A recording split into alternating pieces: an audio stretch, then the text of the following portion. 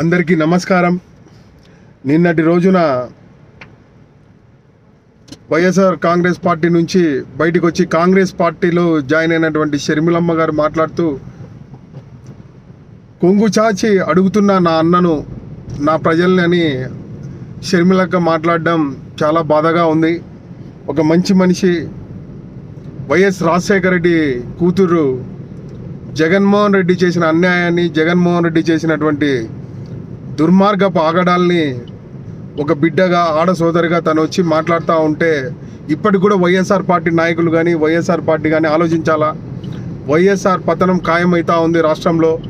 వైఎస్ఆర్ దౌర్భాగ్యమైనటువంటి నిర్ణయాలతో జగన్మోహన్ రెడ్డి పరదా చాటు రాజాగా ముందుకు సాగుతూ ఉన్నటువంటి జగన్మోహన్ రెడ్డిని ప్రజలు దించడానికి సిద్ధంగా ఉన్నారని తెలియజేస్తూ ఉన్నాను. మరొక్కసారి చెప్తున్నా, ఈ రాష్ట్రంలో జగన్మోహన్ రెడ్డి వస్తే రాష్ట్ర ప్రజలందరూ కూడా ఉరేసుకునే పరిస్థితి వస్తుందని కూడా నేను తెలియజేసుకుంటా ఉన్నాను. మరొక విషయం, బీసీ సోదరులారా అందరూ గమనించాలి. బడుగు బలహీన దళిత గిరిజన మైనారిటీ వర్గాల సోదరులందరూ కూడా మనమందరం ఏకతాటిగా ముందుకెళ్ళి రానున్న రాజ్యం కూటమి తెలుగుదేశం పార్టీ, జనసేన, బీజేపీతో కలిసి ముందుకు సాగితే రానున్న రాజ్యం సంక్షేమంతో సాగుతుంది. ఖచ్చితంగా 2024లో చంద్రబాబు నాయుడు గారు అధికారంలోకి వస్తే ఈ రాష్ట్రాన్ని మళ్ళీ సుభిక్షంగా తీసుకెళ్తారు. పోలవరం ప్రాజెక్టు కానీ మనం ప్రతి ఒక్క నికర జలాల్ని మనం రాబట్టుకోగలుగుతాము. గోదావరి, కృష్ణా జలాల్ని అనుసంధానం చేసి రాయలసీమకు నీటిని పంపడానికి ఏ విధంగా ఆర్నిశలు శక్తి వంచన లేకుండా పనిచేశాడో చంద్రబాబు నాయుడు గారు మనకు తెలిసిందే. కాబట్టి చంద్రబాబు నాయుడు గారి అవసరం ఈ రాష్ట్ర ప్రజలకు చాలా ఉంది. చంద్రబాబు నాయుడు గారి యొక్క అవసరం మనందరికీ, ఉద్యోగులకు, నిరుద్యోగులకు, ఎక్కడైతే బాధిత, పీడిత, దాడిత ప్రజలందరికీ కూడా ఒక నిజాయితీపరుడు, ఒక విజన్ ఉన్న నాయకుడు మన చంద్రబాబు నాయుడు గారిని మనం ఎన్నుకోవాల్సిన పరిస్థితి ఉంది. ఈ రాష్ట్రంలో అరాచక పాలన సాగుతూ ఉంది. జగన్మోహన్ రెడ్డి గారి 4 సంవత్సరాల 11 నెలల 14 రోజులు ఈ కాలాన్ని దుర్మార్గంగా పరిపాలించి నియంత పోకడలతో ఎక్కడికక్కడ తన సామ్రాజ్యాన్ని చాటుకుంటూ ఆర్థిక లోటును చేసినటువంటి ఏకైక దుర్మార్గుడు జగన్మోహన్ రెడ్డి అని తెలియజేసుకుంటా ఉన్నా. ప్రజలారా మీరందరూ కూడా ఒకటి ఆలోచించాలా, జగన్మోహన్ రెడ్డికి ఎందుకు ఓటేయాలి మనం? ఒక బీసీ సోదరుడు మనోహర్ బాపట్లలో వాళ్ళ అక్కకు జరిగిన అన్యాయాన్ని ప్రశ్నిస్తే అతన్ని చంపినందుకు జగన్మోహన్ రెడ్డికి ఓటేయాలా? లేదంటే ఒక దళిత సోదరుడు డాక్టర్ సుధాకర్ గారిని ఘోరంగా అవమానించి తను ఉరేసుకోవడానికి కారణమైనటువంటి జగన్మోహన్ రెడ్డి గారికి దాన్ని చూసి ఓటేయాలా?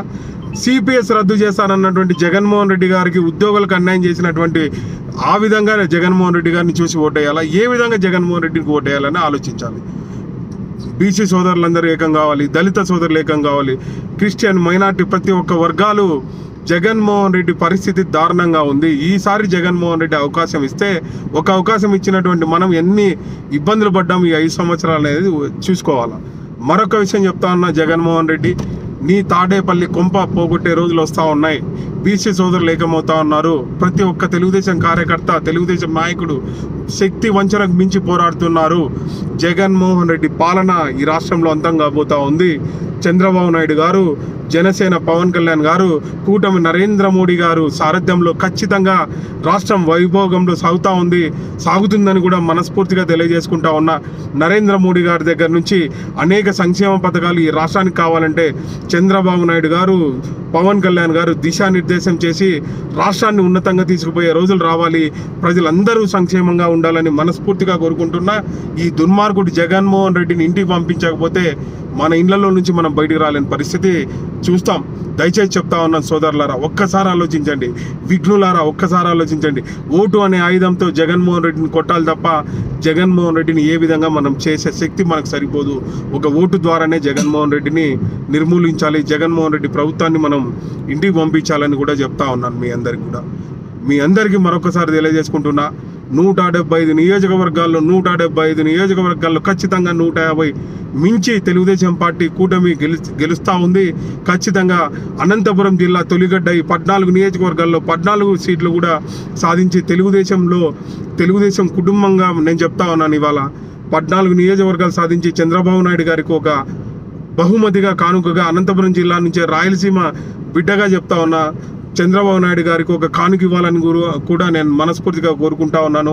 ఇవాళ మీ అందరికి సోదరులారా, తెలుగుదేశం పార్టీతోనే వైభోగం, సంక్షేమం, అన్ని ప్రతిఫలాలు అందుతాయి. మనమందరం కూడా తెలుసుకోవాల్సిన అంశం, చంద్రబాబు నాయుడు గారు ఖచ్చితంగా ఈ రాష్ట్రాన్ని పునర్నిర్మిస్తారు. ఈ రాష్ట్రానికి దిశానిర్దేశం చేసి ఖచ్చితంగా ఆయన యొక్క స్థాయిని మించి పనిచేసి ప్రజలందరూ కూడా సంక్షేమంగా ఉండడానికి చంద్రబాబు నాయుడు గారు పాటుపడతారని మనస్ఫూర్తిగా తెలియజేసుకుంటూ, లోకేష్ బాబు గారు కూడా యువ నాయకుడు, ఖచ్చితంగా అనేక సంక్షేమ ఫలాలు, ఐటీ రంగాన్ని అభివృద్ధి చేసి అనేక కంపెనీలు తీసుకురావడానికి సమాయత్తం అవుతా ఉన్నారు.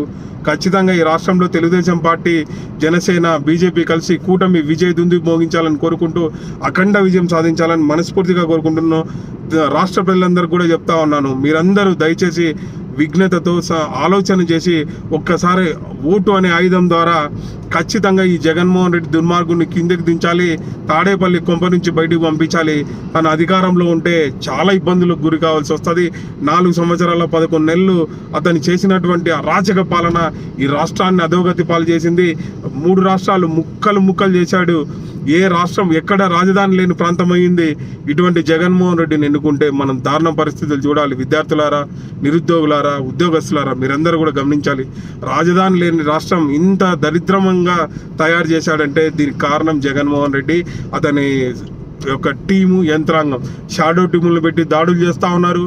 ఒక సమగ్ర యంత్రాంగం ప్రభుత్వం ఏ విధంగా ఉందో, తర్వాత ప్రభుత్వేతర మాఫియా జగన్మోహన్ రెడ్డి నడిపిస్తున్నాడని కూడా నేను చెప్తా ఉన్నా. జగన్మోహన్ రెడ్డి గారు బై బై జగన్మోహన్ రెడ్డి గారు. తెలుగుదేశం సోదరులారా, కార్యకర్తలారా, శ్రమించండి, పోరాడండి. Thank you all. నమస్తే.